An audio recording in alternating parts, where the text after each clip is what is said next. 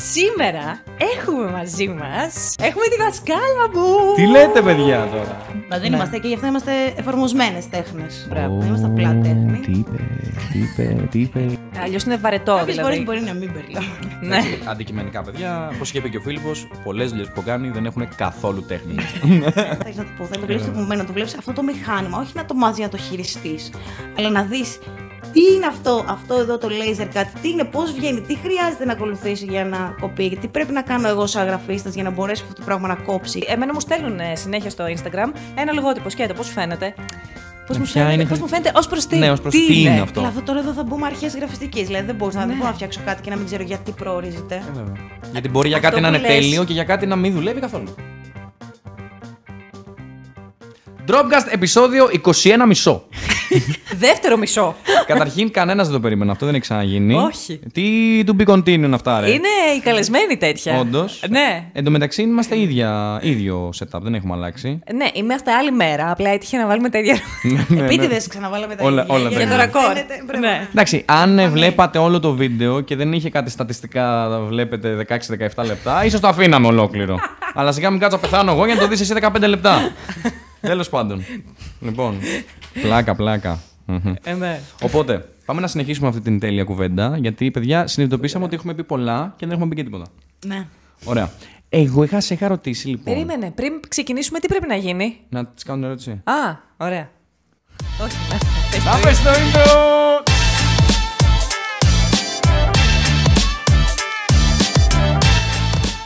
Dropcast επεισόδιο 21,5.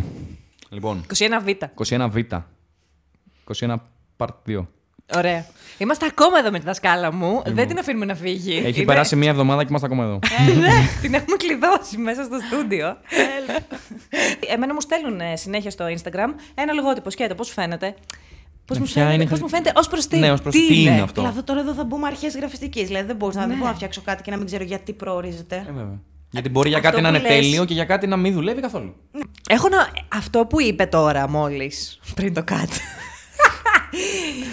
Δεν είναι καθόλου δεδομένο για τους ανθρώπους εκεί έξω. Ότι όταν είναι να σχεδιάσεις κάτι, πρέπει να ξέρεις τη λειτουργικότητά του. Γιατί πράγμα προορίζεται. Ναι, μπράβο, αυτό. Γιατί αυτό είναι γραφιστική one-on-one που λέμε. Δηλαδή είναι πάρα πολύ βασικό. Πολλοί κόσμος που μου στέλνει μηνύματα δεν το ξέρει αυτό και καλό είναι δηλαδή τώρα αυτό. Πρέπει να το μάθει αυτό το πράγμα. Μιλάμε για μια εφαρμοσμένη τέχνη που έχει ένα σκοπό. Άμα δεν υπάρχει σκοπός, τι κάνεις. Το κρίνουν απλά αισθητικά και δεν καταλαβαίνουν το εφαρμογή. Η Άρα εφαρμογή. σαν artwork. Δηλαδή αυτό το που έχει κάνει. Αχ, πολύ ωραίο αυτό. Γιατί είναι για βενζινάδικο. Δεν κάνει. Μήπως είναι για παπουτσάδικο. Αχ, κάνει. Ναι. Ναι, πρέπει να ξέρει, να καταλαβαίνει αυτό το πράγμα. Γι' αυτό μην κάνετε. Ακούστε λίγο. Μην κάνετε λογότυπα μεμονωμένα. Όταν κάτσετε στο Illustrator, στον ελεύθερο σας χρόνο ή στο Photoshop να φτιάξετε κάτι, έχετε ρε φίλε κάτι στο μυαλό σας. Ακολουθήστε κάποιους κανόνες. Πείτε ότι δεν θα ξεφύγω από αυτό, θα κάνω αυτό για αυτό το πράγμα. Τα fake briefs. Ναι, Φτιάξει μια φανταστική δουλειά, υποθετική. Ναι. Αυτό. Μια υποθετική δουλειά. Δηλαδή, τι μαγαζιά έχετε γύρω στη γειτονιά, αυτό. Ωραία, σήμερα θα φτιάξω γι' αυτό, αύριο χείρινο, ξέρω εγώ και κάντε πράξη με αυτόν τον τρόπο. Μπράβο. Είναι υποθετικό κάτι να υπάρχει, γιατί όταν λες να κάνουμε λογότυπα χωρίς για να το κάνουμε για κάποιον, καταρχάς δεν είναι λογότυπο αυτό. Είναι ένα σκίτσο. Ακριβώς. Χάνει την. Είναι ένα σκίτσο, είναι μια ζωγραφιά. Χάνει την ιδιότητά του. Δεν είναι γραφιστική, δεν είναι εφαρμοσμένη τέχνη από τη στιγμή που δεν προορίζεται για κάτι. Είναι απλά ένα σκίτσο. Μπορεί να είναι πάρα πολύ ωραίο, ανάλογα τη χρήση κτλ. Δεν είναι λογότυπο. Το λογότυπο έχει μια χρήση, πρέπει να έχει μια λειτουργικότητα. Εάν δεν λειτουργεί, αυτό διαγράφεται. Πώς το λέω, δεν ισχύει το λογότυπο. Και έχει και κάποιους κανόνες που δεν μπορείς να τους παραβλέψεις. Καλά, στο λογότυπο ήδη αρκετούς. Ακριβώς. Ας πούμε, πιο περιοριστικούς από άλλα διαφημιστικά πράγματα. Αλλά ναι, δεν μπορείς να ξεκινήσεις χωρίς να ξέρεις γιατί προορίζεται αυτό. Δηλαδή αυτό το κάνω πάντα.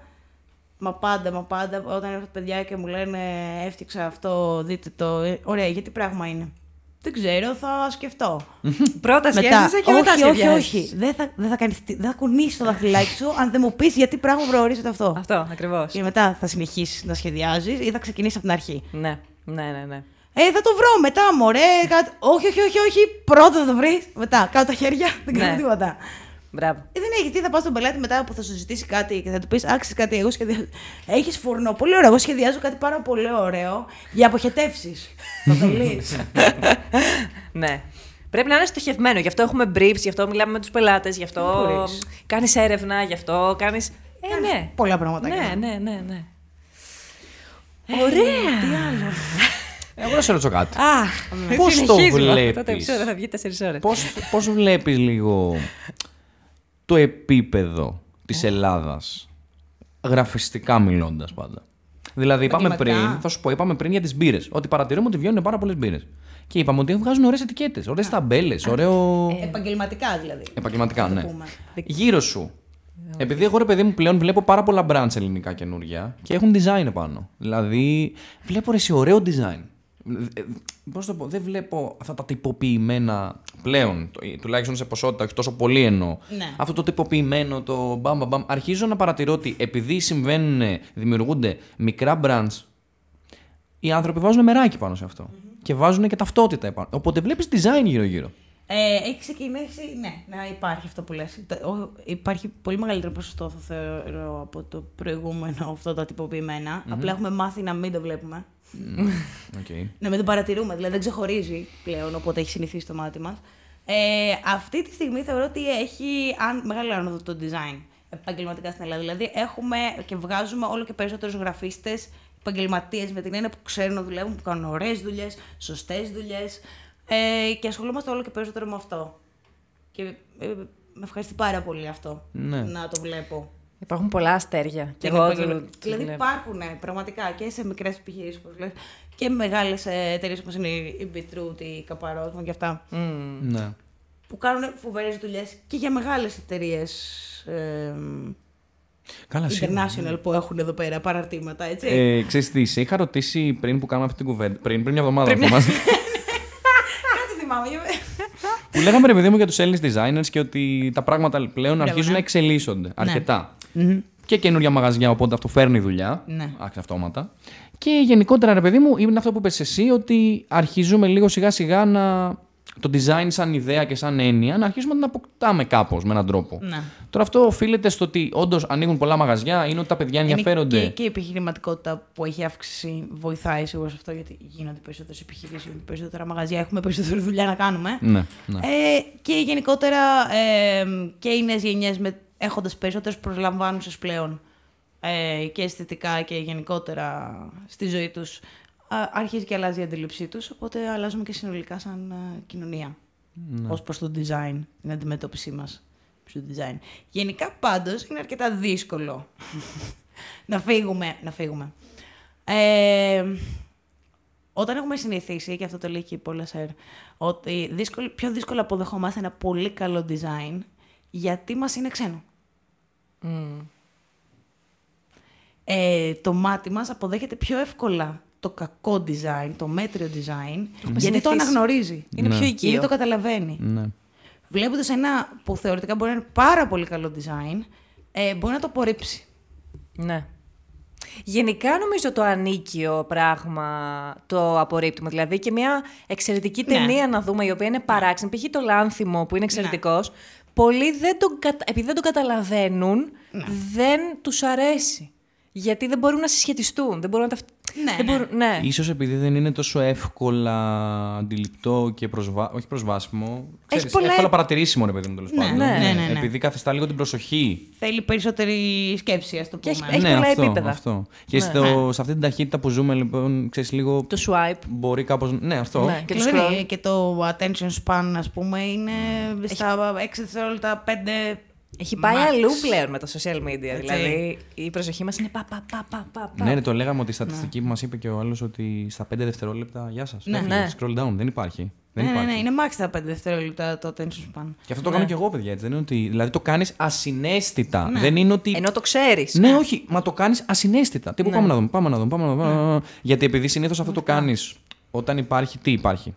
Περιμένω το μετρό, περιμένω το λεωφορείο, είμαι λίγο πριν κοιμηθώ ή ξέρω κάτι. Μπαίνω στη διαδικασία του περιμένω και πάω ταχύτητα. Δεν μπαίνω να παρακολουθήσω κάτι. Ναι. Απλά θέλω να περάσει η ώρα μου. Αυτό. Και ακραίο. Ναι.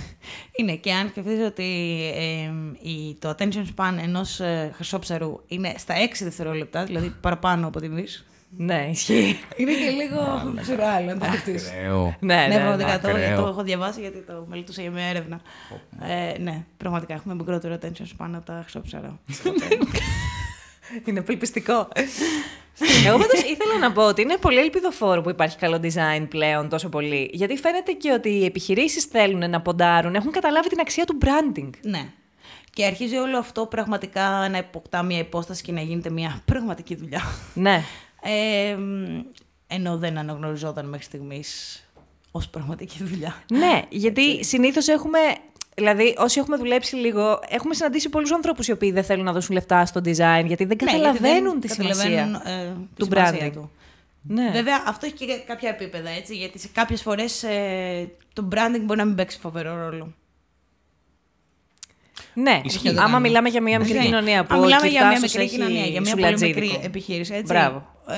Το καλύτερο σουλατζίδικο και το ξέρει ο άλλος ότι η ποιότητά του είναι τέλεια. Ναι, άμα έχει 3 όλα και όλα στην πόλη. Ναι. Και ό,τι και να κάνει στο branding δεν θα αλλάξει. Ξέρει ότι έχει το καλύτερο σουβλάκι. Τώρα δεν πάνε. Πάντα παίζει ρόλο και το προϊόν, έτσι. Έτσι. Πέρα από το branding. Οπότε, αν είναι πολύ μικρή κοινωνία, κάποιες φορές δεν παίζει ρόλο. Ναι. Οπότε εκεί καλά κάνει και δεν ενδιαφέρεται, να σου το πω. Σίγουρα. Απλά το branding τώρα σε εμάς δουλεύει πάρα πολύ. Γιατί αν κάτσεις και σκεφτείς λίγο, τι είναι πιο εύκολα προσβάσιμο στο να ανοίξει, σαν επιχείρηση, να ανοίξει, ας πούμε, σήμερα.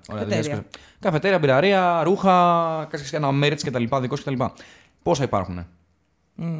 Ο ανταγωνισμός είναι τεράστιος. Ναι. Ποια είναι η διαφορά? Το ότι εγώ θα πιω μία μάμος εδώ, γιατί να την πιω εδώ και να μην την πιω δίπλα. Ναι, στον απέναντι. Οπότε εκεί ξεκινάει λίγο το branding να δουλεύει. Δεν είναι δηλαδή, όταν μιλάμε για brand, δεν είναι να μιλάμε μόνο για την Apple και την Coca-Cola που είναι κολοσσοί και είναι εκεί που είναι. Όχι, και όταν ξεκινήσανε κιόλας, είχαν φέρει και πατέντα. Η Coca-Cola και η Apple δηλαδή δεν είναι απλά ένα προϊόν το οποίο νίκησε τα άλλα αντίστοιχα. Φέραν κάτι καινούριο.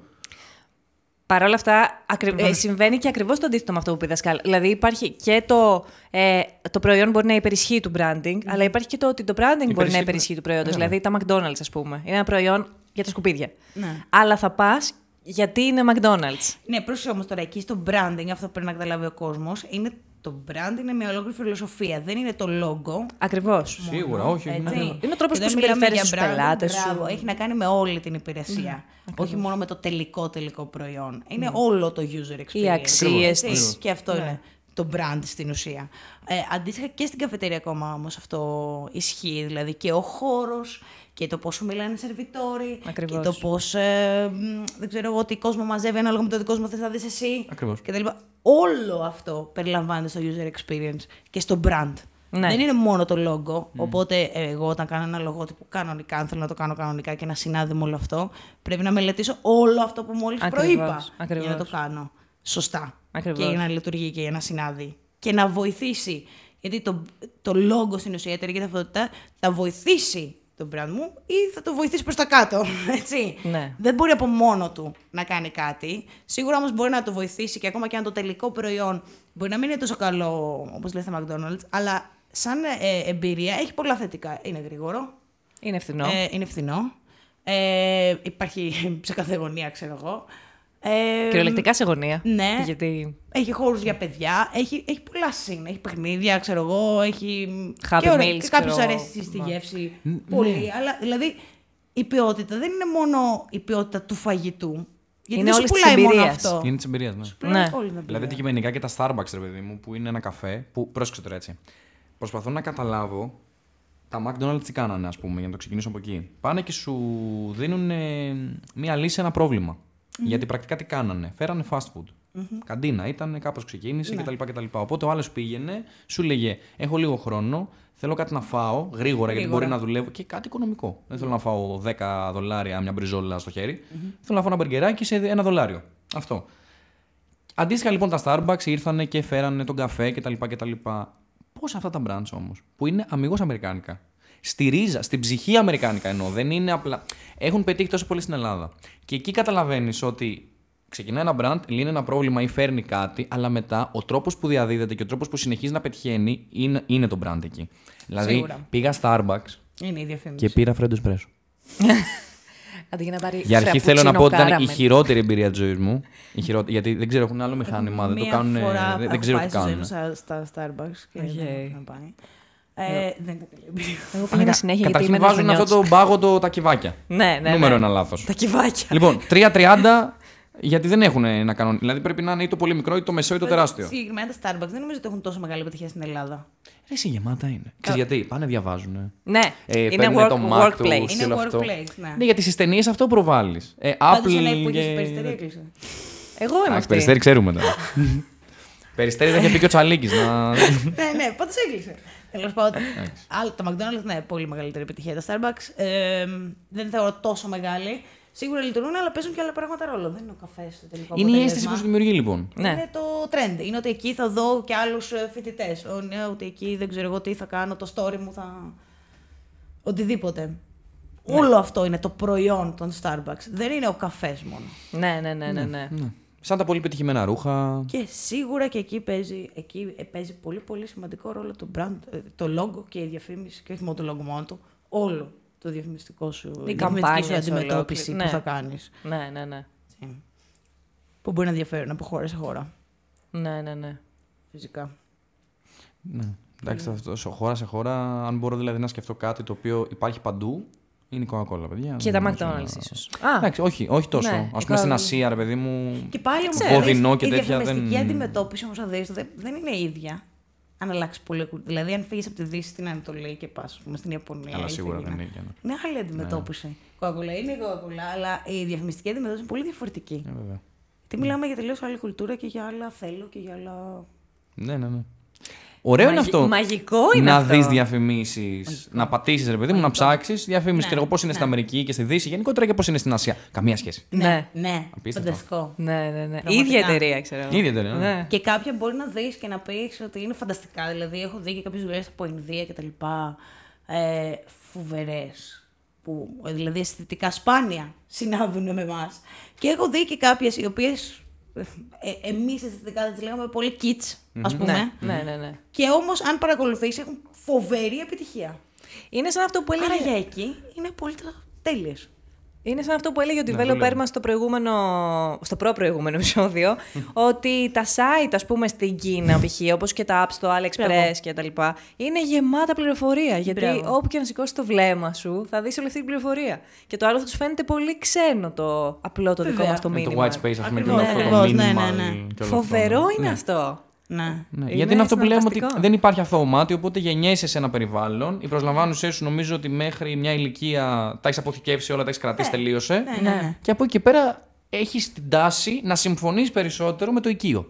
Ναι. Από εκεί και πέρα το πώς το σπάς αυτό και αν το σπάς είναι άλλο θέμα, ρε παιδί μου. Αλλά αυτό το Ασία-Ευρώπη, ας πούμε, παιδιά, είναι τεράστια διαφορά. Είναι άλλη κόσμη στην Ναι. Άλλη κόσμη, ναι. Πάντα. Εγώ θα ήθελα να ρωτήσω τώρα για να φύγουμε από αυτά. Ναι. Γιατί μας βλέπουν πολλοί νέοι γραφίστες που θέλουν να μάθουν ή κάνουν τα πρώτα τους βήματα στο χώρο και ξεκινάνε τώρα και θέλουν πληροφορίες, με ρωτάνε, ας πούμε, πού μπορώ να βρω έμπνευση, πού μπορώ να βρω... τι έλεγε ο Κωνσταντίνης, ένα κάτσε, δεν θυμάμαι. Ναι, να πάμε λίγο σε συμβουλές για νέους γραφίστες, για το πώς να παρακολουθούν τα πράγματα, τι να παρακολουθούν, πώς να σκέφτονται. Δεν ξέρω, πράγματα για νέους γραφίστες. Οι ερωτήσεις, όχι, σε αυτό που λες πάνω, ρε παιδί μου, οι ερωτήσεις είναι συνήθως πώς να ξεκινήσω και όχι πώς να ξεκινήσω να μάθω Photoshop Illustrator. Όχι, αυτό μαθαίνετε. Αυτό που είπες, που βρίσκω έμπνευση, άρα πώς σκέφτομαι σαν designer. Ναι. Πώς αποκτάω design thinking. Ναι, τι είναι, ρε παιδί μου, αυτό το lifestyle του designer, ας πούμε, για να αρχίσω να το αποκτήσω τέλος πάντων. Να κάνω μια μικρή παρένθεση. Ήμουν με τον κολλητό μου, τον Φίλιππο, Φίλιππ Κέι, που είχε έρθει στο πρώτο επεισόδιο συνεντεύξεων. Γυρνούσαμε από το release party της μπύρας των Σαλταδόρων. Και ήμασταν στο αυτοκίνητο, οδηγούσε ο Φίλιππος και εγώ ήμουν δίπλα εδώ στη γειτονιά μου, με έφερνε σπίτι. Και στα φανάρια παρατήρησα ότι και οι δύο βλέπαμε πινακίδες στον δρόμο, ταμπέλες από μαγαζιά, λογότυπα κτλ. Και το παρατηρώ ότι το κάνει. Και λέω, το κάνεις και εσύ, γιατί το κάνω και εγώ. Φαντάζομαι το κάνετε όλοι όσοι μας βλέπετε, για να μας βλέπετε. Ναι. Και πέφτει το μάτι του πάνω σε μια ταμπέλα φροντιστηρίου. Αλλά δεν έγραφε ότι είναι φροντιστήριο. Και μου λέει, ωραίο λογότυπο αυτό, Του λέω, ναι, αλλά ως προς τι, αφού δεν ξέρεις τι είναι. Μου λέει, έχεις δίκιο, μου λέει, τι είναι. Και του λέω, είναι φροντιστήριο. Και μου λέει, απίστευτο το ότι μου έδωσες brief για να καταλάβω σε αυτό το φανάρι Πώς πρέπει να κρίνω αυτό το λογότυπο. Ναι, ήταν τέλειο. Γιατί του έδινα brief μετά, απλά δεν τον ρώταγα. Προχωράγαμε και μου λέει αυτό. Του έδινα brief για να του πω τι είναι. Για να ξέρει πώς να το κρίνει. Ναι. Οπότε αυτό είναι σίγουρα ένας καλός τρόπος για να έχεις τα μάτια σου ανοιχτά. Είναι μια από τις top συμβουλές. Να μάθεις να παρατηρήσεις τον κόσμο γύρω σου. Δηλαδή, design υπάρχει στα πάντα γύρω μας. Καλό-κακό, δεν έχει σημασία. Αλλά πρέπει να μάθεις για να εκπαιδευτείς να το παρατηρείς, να το μελετάς. Δηλαδή, βλέπεις αυτό εδώ που κρατάω, έχει σχεδιαστεί με έναν τρόπο, έχει μια λέξη εδώ η οποία πώς είναι γραμμένη, τι έχει, οι ταμπέλες, γιατί υπάρχουν παντού γύρω μας κτλ. Τα μενού, αφίσες στο μετρό, οπουδήποτε. Όλα αυτά να τα παρατηρούμε. Από εκεί τα θα βιβλία. Να μάθουμε να τα παρατηρούμε. Ναι. Έτσι, για να ανοίξει η ματιά μας. Χώρια που θα πούμε τα πιο βασικά. Να πηγαίνουμε σε εκθέσεις, σε κανένα μουσείο. Να αρχίσεις να βλέπεις ακόμα στα βασικά μας social, έτσι, Instagram και TikTok, φυσικά Behance, designers. Να βλέπεις σχέδια. Να βλέπεις γύρω σου πραγματικά τυπωμένα design. Μενού, ταμπέλες, τα πάντα. Να αρχίσεις να παρακολουθείς βίντεο και στο YouTube, έτσι πολύ ωραία. Σαν τον Dropcast. Ένα podcast, ας πούμε, να ακούς γραφιστικής. Αλλά κατά κύριο λόγο να πατάς subscribe και ένα like, έτσι. Αυτά είναι τα βασικά. Πολύ σωστά. Και ένα share με τους αγαπημένους σου φίλους. Πολύ σωστά. Και εντάξει, δυστυχώς υπάρχουν πολλά μόνο στα αγγλικά, όπως λέγαμε. Ναι. Γι' αυτό κάνουμε και καινοτομία εδώ εμείς στα ελληνικά. Γι' αυτό και η δασκάλα μου κάνει και αγγλικά. Άμα θέλει κάποιος να μάθει αγγλικά για να παρακολουθεί αυτά τα βίντεο, μπορεί να στείλει ένα μήνυμα στη δασκάλα. Είναι αστείο. Τα προγράμματα είναι στα αγγλικά, οι ορολογίες είναι στα αγγλικά. Οι designers συνήθως, αυτοί που ακολουθείς είναι ξένοι. Κάπως πρέπει να γίνει. Οπότε αυτά είναι από τα πρώτα βήματα που πρέπει να κάνεις. Μετά το δεύτερο βήμα είναι κάπως να ξεδιαλύνεις όλη αυτή την πληροφορία που θα λάβεις για να μπορείς να την ξεχωρίζεις σε καλή ή κακή. Μπράβο. Και ειδικά αν θα πάμε στα social και στα YouTube και τα λοιπά, επειδή υπάρχουν πάρα πολλά βίντεο που μπορεί να δεις.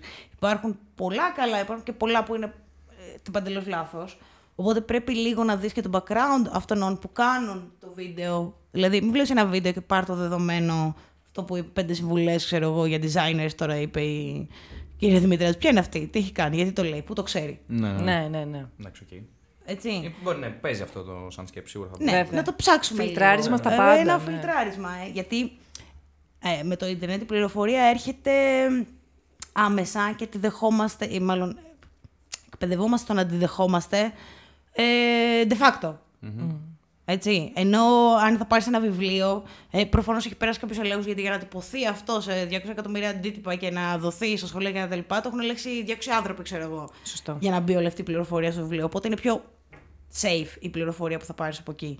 Στο ίντερνετ βγαίνω εγώ και λέω ό,τι μου κατέβει στο κεφάλι. Έτσι. Άρα πρέπει λίγο να βάλουμε λίγο φίλτρο στην πληροφορία, το οποίο είναι δύσκολο λίγο να γίνει. Αλλά με ένα καλό community, δηλαδή reach out σε άλλους designers. Ή σε φίλους που έχεις που σε ενδιαφέρει το design. Μιλήστε μεταξύ σας. Αρχίστε να συζητάτε για design. Πείτε, εγώ βλέπω αυτό, εγώ βλέπω εκείνο. Εσύ τι λες για αυτό, εσύ τι λες για εκείνο. Ο άλλος τι λέει από το εδώ. Να χτίσουμε λίγο ένα community πάρα πολύ βασικό να έχεις. Γιατί ακόμα και αν θέλεις να μάθεις μόνος σου χωρίς σε κάποια σχολή, πρέπει από κάπου να πάρεις και ένα feedback. Ακριβώς. Γιατί πολλές φορές δουλεύεις 15 ώρες. Δεν είναι καλό ή κακό αυτό που κάνεις, αλλά και γενικότερα για το προς τα πού πάμε. Όταν δουλεύουμε ένα project πάρα πολλές ώρες ή και μέρες σε περιπτώσεις, σταματάμε να βλέπουμε αυτό που δουλεύουμε. Και το μυαλό μας γίνεται πουρές. Ναι. Οπότε χρειαζόμαστε εκεί ένα community να μας πει. Οπωσδήποτε χρειαζόμαστε εκεί. Και γενικότερα, και καταρχάς χρειαζόμαστε ένα διάλειμμα. Και πολύ καλά θα καταλάβετε και το λέω σε όλους τους φοιτητές μου. Όταν δουλεύω σε κάτι πάνω πολλές ώρες, πάω να έχω την αντίληψη που είχα όταν ξεκίνησα. Μπράβο. Έτσι, αρχίζω να το βλέπω με διαφορετικό μάτι που δεν είναι καθαρό πλέον. Πολύ απλά το πιο απλό που τους λέω για να το καταλάβουν είναι πείτε μία λέξη, ξέρω εγώ τη λέξη. Ναι. Συνέχεια. Λέξη. Από ένα σημείο και μετά θα σου ακούγεται περίεργη. Ναι, χάνει το νόημά της εντελώς. Ναι. Θα λες πώς ακούγεται έτσι, τι είναι αυτό. Ναι. Το ίδιο συμβαίνει και με αυτό που κοιτάς τόση ώρα που σχεδιάζεις. Οπότε σίγουρα πρέπει να πάρεις ένα break και επειδή η ματιά σου πλέον μπορεί να μην είναι παντελώς αντικειμενική μέχρι την άλλη μέρα, ξέρω που θα το δεις καθαρά. Μια δεύτερη ματιά είναι must. Ναι. Μα πόσες φορές τυχαίνει να κάνουμε κάτι και να το ξανανοίγουμε το αρχείο την επόμενη μέρα. Ναι. Το πρωί. Ναι, και λες, τι είναι αυτό. Πώς είναι έτσι. Ναι. Και είναι και αυτό που λέμε ότι. Ναι. Ναι, που και λες και στον άλλον, επειδή μου δουλεύει πάρα πολλές ώρες, ότι ξέρεις τι, άστο. Ναι. Αύριο, με άλλη ματιά, Με πιο καθαρά. διάβγεια. Ναι, που άλλο εκείνη τη στιγμή μπορεί να μην το καταλαβαίνω. Σου λέει, όχι, το έχω. Ξέρεις τώρα. Είμαι πορωμένος τώρα πάει. Ναι, Ναι. αλλά από ένα σημείο και μετά. Δηλαδή, αυτό το λέει και η πάλι πολλά σέρα, να πω. Φανταστική. Ότι η αποδοτικότητά σου όσο σχεδιάζεις, ανεβαίνει, θα φτάσει στο πικ και από εκεί και μετά, αν αυτό το σημείο δεν ξέρεις ποιο είναι, άρχισε και πέφτει. Ναι. Οπότε, ό,τι σχεδιάζεις από εκεί και μετά είναι κατώτερης ποιότητας από αυτό που σχεδιάζεις. Χαλάς αυτό που έχεις φτιάξει τόση Ναι, ώρα. έχεις αρχίσει και το χαλάς. Πρέπει να βρεις, για τον καθένα θα είναι λίγο διαφορετικό, πρέπει να βρεις το σημείο αυτό που έχει φτάσει στο πικ σου και μόλις αρχίσει να πέφτει, να σταματήσεις. Αυτό το πότε σταματάς Και είναι να το θέμα. ξαναγυρίσεις. Ναι. Ναι. Δύσκολα. Εντάξει, Δεν ξέρω αν τα ακούς, αλλά σφυρίζουν τα ρουθούνια σου. Ναι. Οκ. Ναι. Δύσκολο θα το βρεις το που σταματάς. Εμπειρικά θα το βρεις καλύτερα. Ναι. Μετά από εμπειρία θα αρχίσεις να καταλαβαίνεις ότι τώρα που έχω αρχίσει και αισθάνομαι αυτό ή αυτή ή εκνευρίζομαι ή εκείνο ή το άλλο, είναι το σημείο που πρέπει να πω όπα, break. Μα γι' αυτό και εγώ διαφωνώ πολύ με την ιδεολογία των γραφείων. Τώρα θα μου πεις, τώρα που είσαι freelancer δηλαδή δεν δουλεύεις 15 ώρες σερί. Ναι, δουλεύω. Αλλά δεν μπορώ να δεχτώ ότι κάποιος μου λέει θέλω Δευτέρα με Παρασκευή 9 με 5 να έχεις έμπνευση και να είσαι εκεί. Είναι δύσκολο, ειδικά στο κομμάτι της έμπνευσης, ότι σίγουρα εκείνες τις μέρες θα έχεις έμπνευση. Αλλά στα γραφεία δεν χρειάζεται έμπνευση. Θετικά. Όχι απαραίτητα.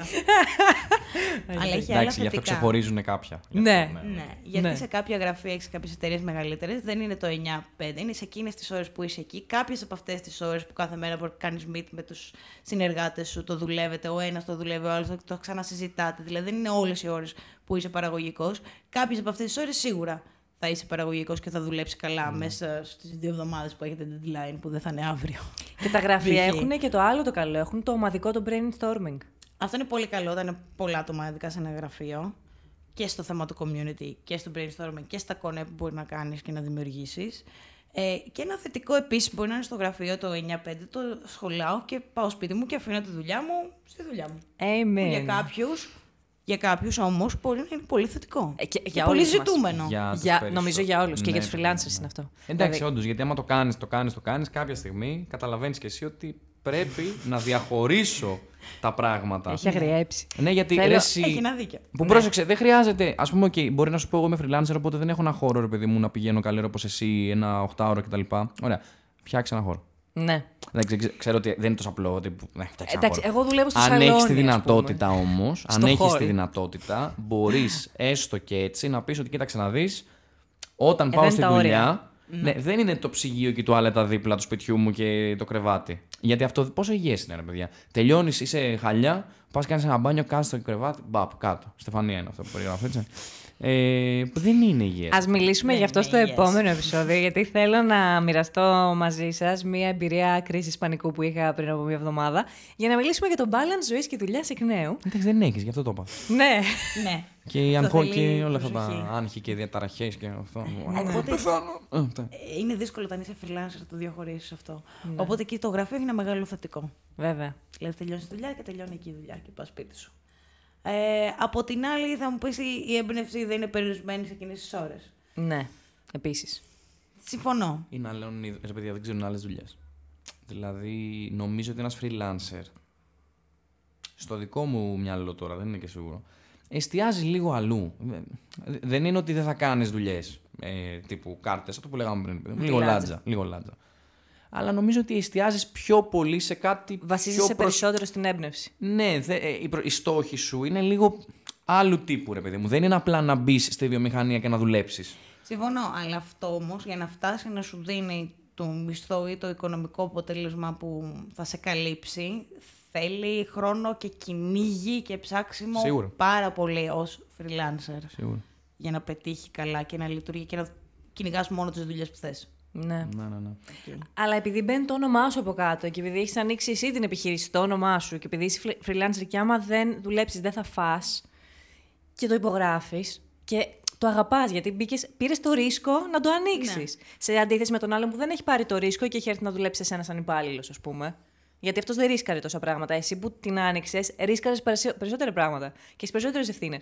Εκεί σίγουρα σε πονάει περισσότερο και θέλεις να βγει μια πολύ ωραία δουλειά. Ναι, Και αυτό, βέβαια. Από το να δουλεύεις στον άλλον. Ναι. Δεν φέρεις εσύ όλη την ευθύνη. Τη φέρει ο άλλος. Βεβαίως. Ναι. Και νομικώς τα πνευματικά δικαιώματα του ανήκουν. Ναι. Οπότε... Και δεν ξέρεις καν αν θα την ανεβάσει στο πορτφόλιό σου, γιατί αν σε αφήνει θα το κάνεις. Ναι, αν σε αφήνουν. Ναι. Νομικώς δεν είναι υποχρεωμένοι. Βέβαια. Γιατί τα πνευματικά δικαιώματα είναι δικά τους. Ακριβώς. Μάλιστα.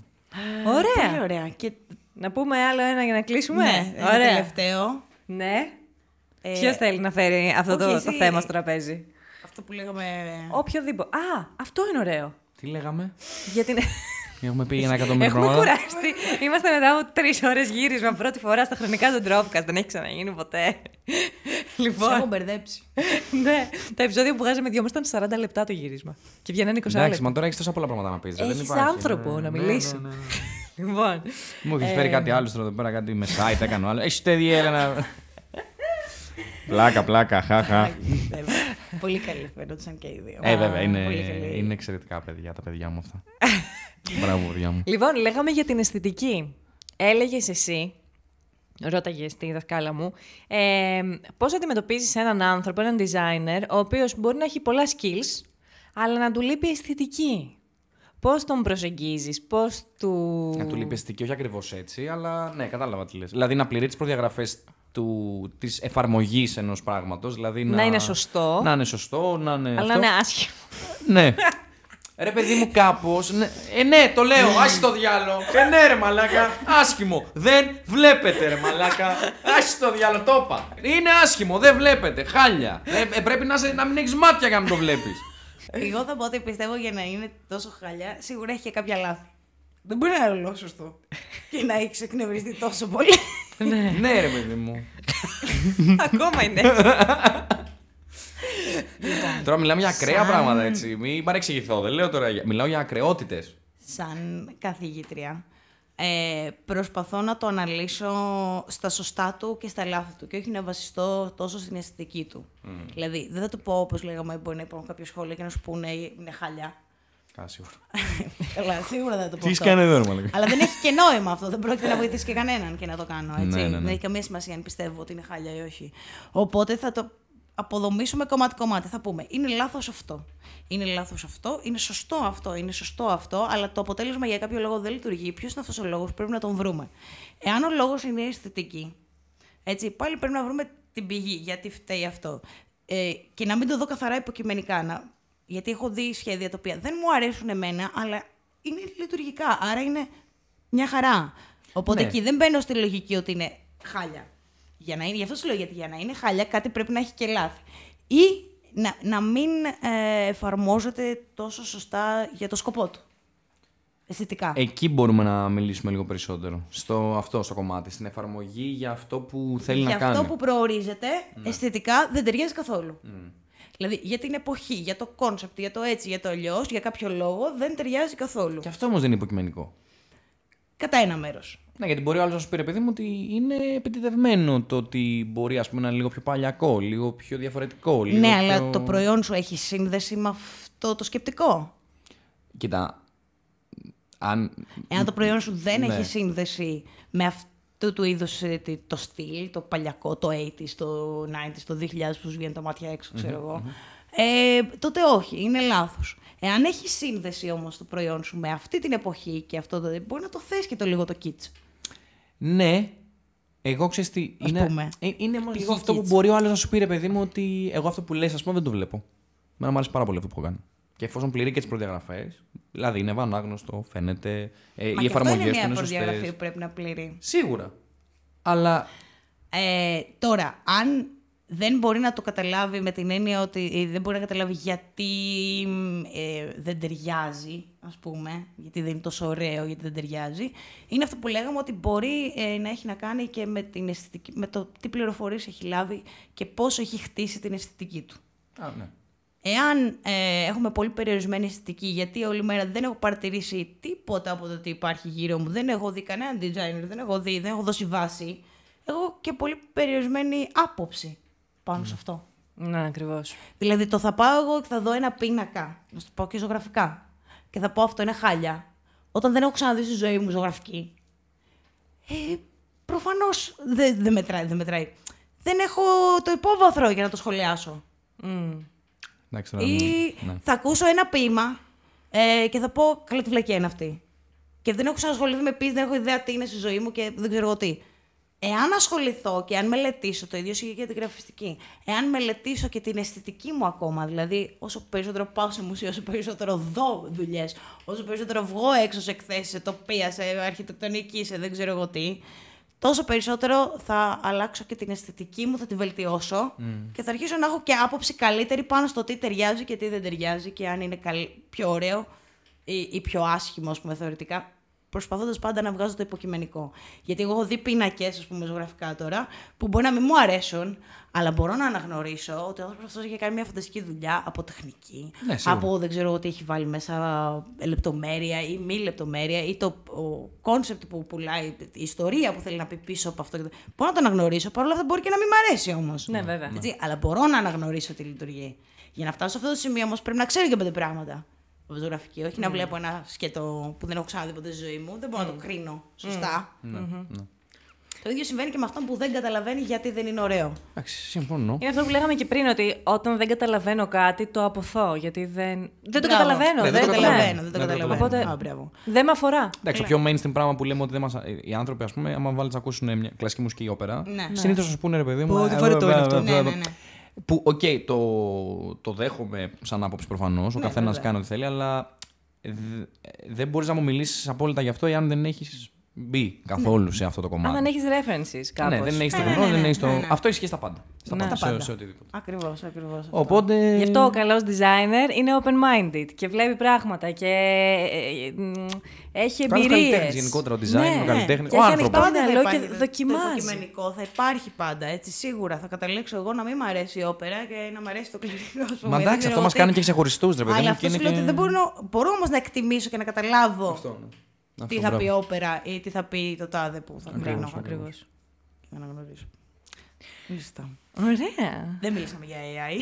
Δεν μιλήσαμε για AI. Δεν προλαβαίνουμε να μιλήσουμε πάρα πολύ μεγάλο θέμα. Γενικά δεν είμαι πολύ φαν. Εντάξει, οκ, ναι. Ναι, για να το πούμε με 2 κουβέντες. Υπάρχει ένα μπιφ εδώ πέρα, ναι.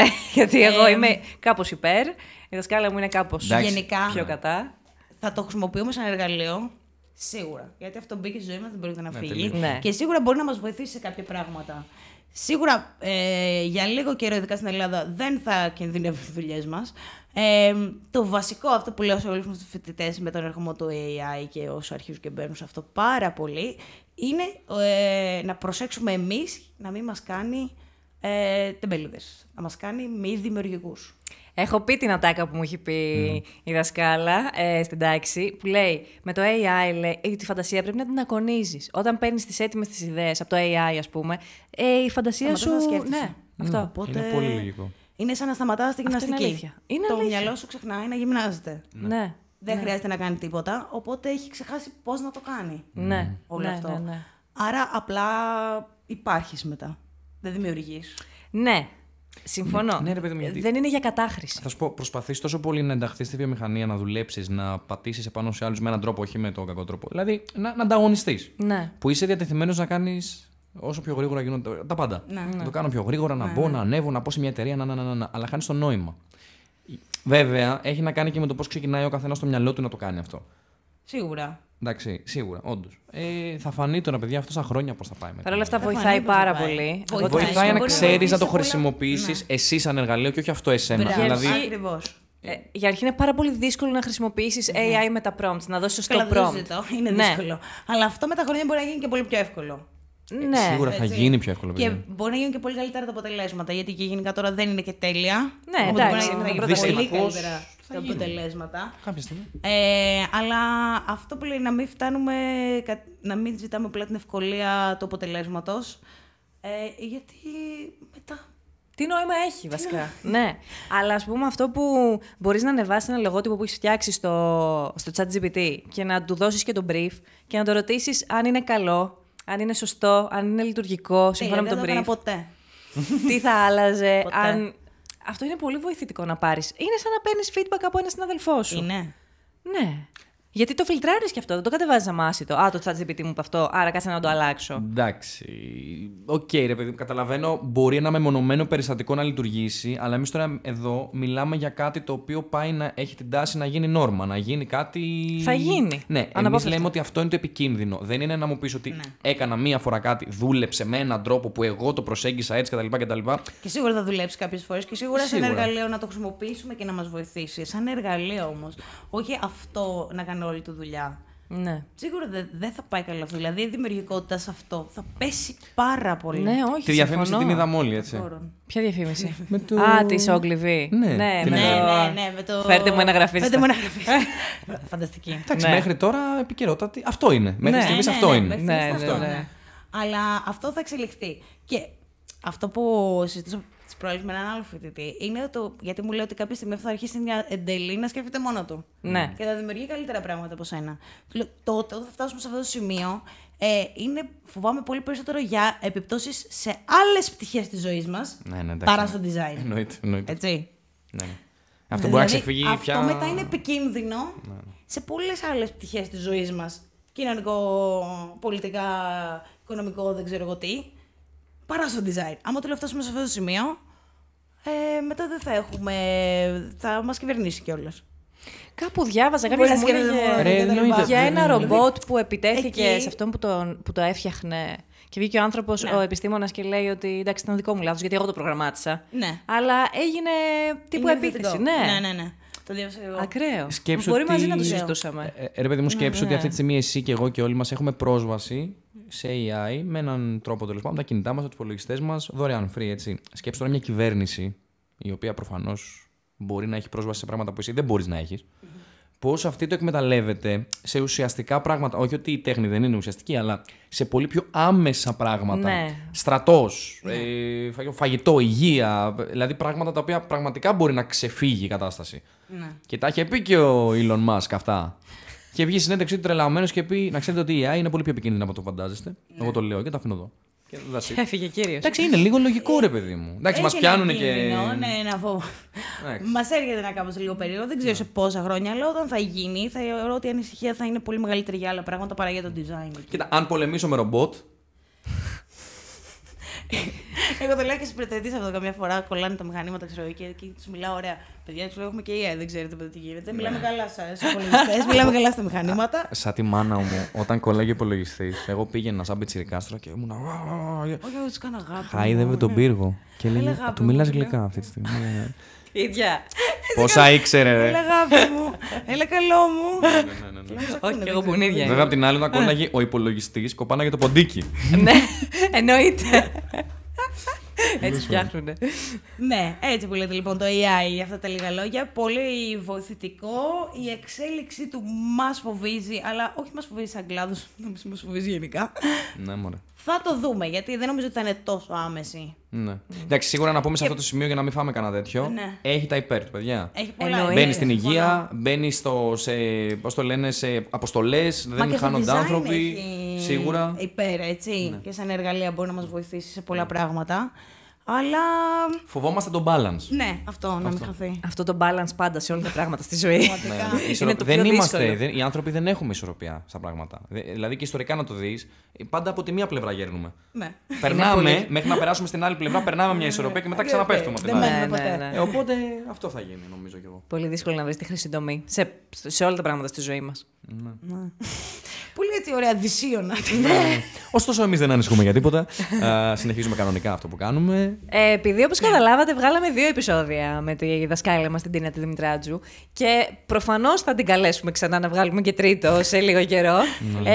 Θέλουμε να μας γράψετε στα σχόλια τις απόψεις σας για αρχή για όλα αυτά που συζητήσαμε. Τι είπαμε, δεν θυμάμαι τίποτα. Και σε αυτό το επεισόδιο και στο προηγούμενο. Ναι. Και θέλουμε και άλλες ερωτήσεις. Θέλουμε και άλλες. Θέλουμε, φέρτε topics, και άλλες ερωτήσεις κι άλλες. Πώς πέρασες? Να σας πω ένα πολύ μεγάλο ευχαριστώ. Εμείς την έχουμε φέρει από τις 5. Η ώρα είναι 11 παρά 10. Την έχουμε κρατήσει εδώ 6 ώρες. Δεν της έχουμε προσφέρει τίποτα. Μόνο ένα καφέ. Πέρασε πάρα πολύ ωραία. Και πραγματικά δεν κατάλαβα πώς περάσω μια ώρα εδώ πέρα. Τόσες που γράφουμε. Ούτε εγώ. Ναι. Ήταν πολύ ωραία. Και πραγματικά σας ευχαριστώ πάρα πολύ και σε εκτιμώ και τους δύο για τη δουλειά που κάνετε, όχι μόνο στο podcast και γενικότερα σαν καθηγητής και σαν γραφίστρια. Ευχαριστούμε πάρα πολύ. Η εκτίμηση είναι... Όλα αυτά είναι... Κατάλαβες τώρα. Ωραία. Παιδιά, ωστόσο, εμείς να μην ξεχνιόμαστε, γιατί μπορείτε να μας βλέπετε κάθε δεύτερη Δευτέρα στο YouTube και κάθε δεύτερη Παρασκευή στο Spotify. Καλά. Αυτό είναι λίγο αμφισβητήσιμο. Σταμάτα, τέλος. Πάει τελείως τώρα αυτό που λες. Λοιπόν, κάτι βασικό που δεν είπαμε, απλά να το ξεκαθαρίσουμε. Ωραία. Κάντε κανένα subscribe. Κι εγώ. Λοιπόν, έχει, όπως βλέπεις το βίντεο κάτω σου, κόκκινο subscribe. Πάτα το ρε φίλε. Πάτα το. Και το like πάτα. Εντάξει, και το like, ναι. Δηλαδή, πώς να το κάνουμε, να το καταλάβουμε. Έχει κλάψει σε άλλα επεισόδια. Έχουμε βάλει μουσική στενάχωρη. Δηλαδή, τι άλλο. Θέλω να πω ότι αν το βλέπεις και σ' αρέσει, αν δεν το βλέπεις. Εντάξει, γιατί αν το πατήσεις, θα σου πέσει ο κόλλος. Δεν πας και τίποτα αντικειμενικά τώρα. Ένα notification κάθε 2 εβδομάδες. Ναι, ούτε καν. Δηλαδή, ένα τέτοιο. Πάτα το γιατί έτσι τι δείχνεις. Δείχνεις ότι δεν είσαι. Δηλαδή, εγώ εδώ, 5 ώρες γύρισμα, 6 ταλαιπωρούμε ανθρώπους, συστήματα πίσω από τις κάμερες, φώτα, λεφτά, ρεύματα, σκατά, όλα. Και εσύ ένα subscribe. Αν είναι ποτέ δυνατόν, ένα subscribe. Όλα αυτά, ένα subscribe. Δεν σου ζήτησα λεφτά ποτέ. Ακόμα. Ήρεμα το λέει. Ήρεμα το λέω. Ωραία. Λοιπόν. Τέλεια. Ευχαριστούμε πάρα πολύ. Τα λέμε στο επόμενο επεισόδιο. Και μέχρι τότε.